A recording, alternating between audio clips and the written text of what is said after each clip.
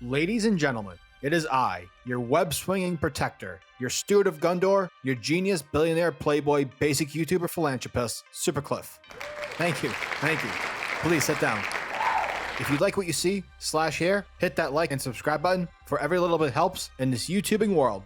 And now, the moment you've all been waiting for. Milestone, issue number 0, is written by Reggie Hudlin and Greg Pak, and drawn by everyone. Jim Lee, Ryan Benjami, Denny's Cowan, Khoi Pham, and without further ado, let's venture into the dakotaverse, where this issue begins with the retelling of origins for both Icon and Rocket. Trying to impress a boy that she likes, Raquel Irvin sneaks into what appears as an old haunted house. Raquel is immediately confronted by Augustus Freeman, and much to her surprise, it turns out that Augustus is in truth a superpowered alien who's hundreds of years old and has been here since the days of slavery. Having witnessed many key historical moments throughout Black history, Raquel manages to convince Augustus to use his Superman-esque powers to help fight crime within her neighborhood. Bada bing, bada boom, the two become the duo known as Icon and Rocket. Later on, Icon addresses the UN, where he reveals his origins to the public. He admits that he's an alien who crash-landed on planet Earth centuries ago. He has since then waited for Earth's technologies to advance so that he can go home.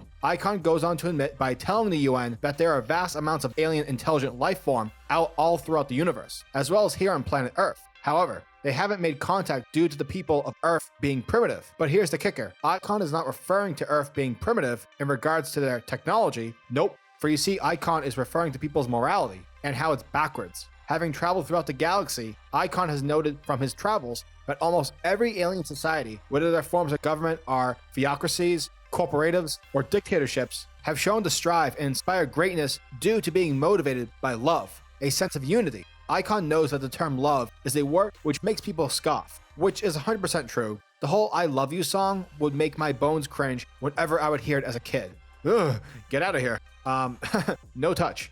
Icon continues on as he says that he has no interest in ruling Earth. He only wishes to inspire the people of Earth to do better through his actions alongside Rocket as superheroes. Back at their base, Icon shows Rocket all the television screens he's using to currently monitor Earth. Along with monitoring certain superpowered individuals, Icon then reveals to Rocket that a boy named Virgil Hawkins, aka Static, is using his powers to help fight crime, similar to what Icon and Rocket are doing. We are then given an updated version of Static's origins, which I must say is quite topical in today's political climate. For you see, back in Static's original 1993 origins, Static was exposed to special tear gas during a gang war setting. Here, Virgil is attending a Black Lives Matter protest, and while that's happening, a fight ensues, contributed by the bullies who pick on Virgil at school. The police show up and dose the area with experimental tear gas at the actual protest. We later see that Virgil awakens with electrical superpowers. But not only that, the bullies from the protest all received powers as well. But fortunately for Virgil Hawkins, the playing field is a lot more even. From there, we see Static use his powers for good,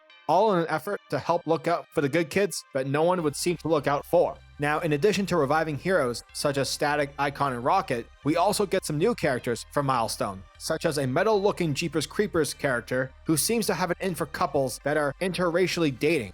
Yikes. And not only that, we also have two young scientists, Kelly and David, who are lovers, currently conducting an experiment, only for it to go terribly wrong, where we see the couple both infused within each other in a very science fiction, Jeff Goldblum way. And lastly, as we return back to Icon and Rocket, we see that someone else appears to be spying on the heroes as well. This guy's name is Dharma, who's part of a group called Shadow Cabinet. And assumingly, he seems to be the guy who's going to connect the DC Universe and the dakotaverse together. Milestone Returns issue number 0 was a great issue, which featured many long-lost heroes that a number of comic book fans, including myself, staticshock, surely missed. It's a shame, really, how the relationship has been strained between those in Milestone and DC. It's really a sad situation, no doubt, but overall, I'm happy to see Milestone make its return to comics. I'm just really hoping that this relaunch doesn't get stalled or canceled like it did back in 2011. However, I'm understanding if it does. My only critique with this issue is not so much with the comic itself, but the ways in accessing it.